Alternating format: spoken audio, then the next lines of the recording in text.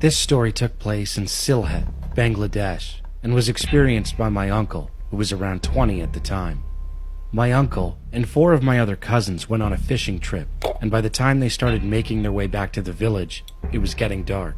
As there is very little street lighting in the rural areas of Bangladesh, and the journey back home was a few hours' distance, they decided to set up camp and continue their journey the following day. They decided that 2 members of the group would stay awake for 3 hours each and then rotate to keep watch over the fish and equipment as well as their own safety. My uncle was in the first group to sleep, so after 3 hours, he and one of my other cousins woke up to keep watch while the others slept. The cousin who was meant to keep watch with my uncle at the time was feeling very drowsy. My uncle requested that he got some rest and he could keep watch by himself. While keeping watch, my uncle heard a sound coming from nearby bushes and trees. Assuming it was a stray animal attracted to the fish, he went with his stick and poked the bushes, and the sound stopped. When he turned away, he heard the sound again and was curious as to what it was and where it was coming from. He went through the bushes and found a small clearing with a very tall tree.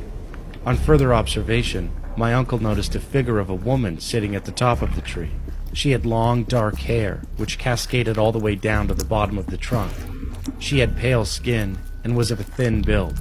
My uncle, who was a quick thinker, grabbed the woman's hair, as he knew she was not a human being, but a jinn. Jinn refers to a ghost or demon commonly seen in rural Bangladesh, and he knew if he did not act fast, he and the others were not going to make it to the morning. A jinn's hair is its weak point, and if a person can grab hold of it, the jinn is powerless and cannot harm the person. The woman instantly screamed when he grabbed her hair and started pulling away, but my uncle clenched his fist and did not let go. He knew if he did, he would regret it. The jinn begged and pleaded with him and said she would make him rich and powerful if he let her hair go. But my uncle clung on with all his strength. After a long time, the jinn gave up, and my uncle, who was really exhausted, fell asleep with his hands still clenched on the jinn's hair. He woke up in the morning and found all my cousins surrounding him, staring at him, looking very confused.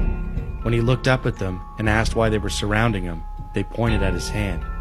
He looked down and saw a dead crow in his hand, jet black, like the jinn's hair he had been holding on to all night long.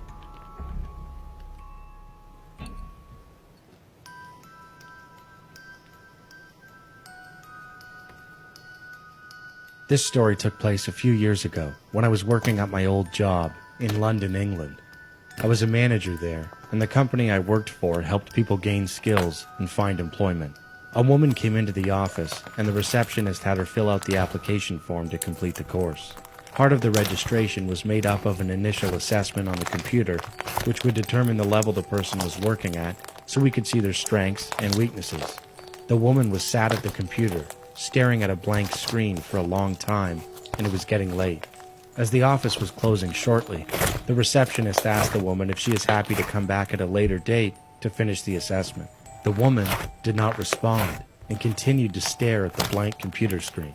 The receptionist then came to me and asked if I could speak to the woman and inform her that we are closing the office. I went over to her and asked if she's okay and let her know that we are closing shortly. She asked if she could speak to me privately. I accepted and took her into my office. The woman opened up and started talking to me about how her husband recently died and that he often visits her, especially at night. I thought these claims were extremely strange. I found myself just nodding and making minimal conversation as I wanted to get out of the office and enjoy the rest of my day. The woman then said something which made me freeze. She said her husband was now in the office with us. I noticed her looking over my shoulder, and I instantly felt the room get colder. I could feel sweat on my forehead, and my hand was trembling. I had never been so scared in my life. I quickly texted the receptionist under the desk and told her to come to the room and say there had been an emergency and I needed to leave. She listened, and the receptionist came to the room and told me I have an important phone call I couldn't miss, to which the woman replied, "She is happy to wait for me."